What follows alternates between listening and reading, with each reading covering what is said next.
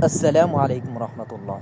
وقال الله تعالى في كلامه المجيد: أعوذ بالله من الشيطان الرجيم.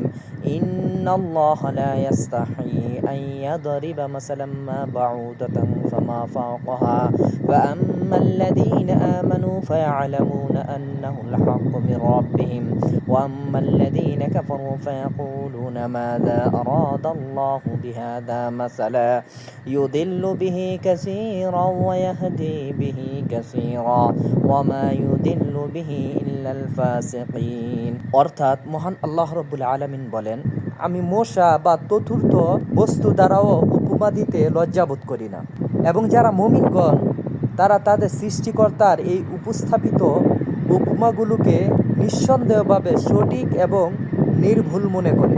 আর যারা কাফের তারা বলে, এই উপমা দ্বারা তোমার আল্লাহ তাআলারই বা কি মতলব ছিল?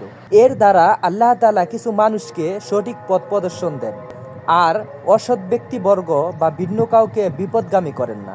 তো আল্লাহ তাআলার সব নিদর্শন, ছোট হোক বড় হোক, সমস্ত নিদর্শনগুলা বিশ্বাস করে স্মরণ করে যাতে আমরা চলতে পারি, তো আল্লাহ তাআলা আমাদেরকে সেই তৌফিক দান করুক। আমিন।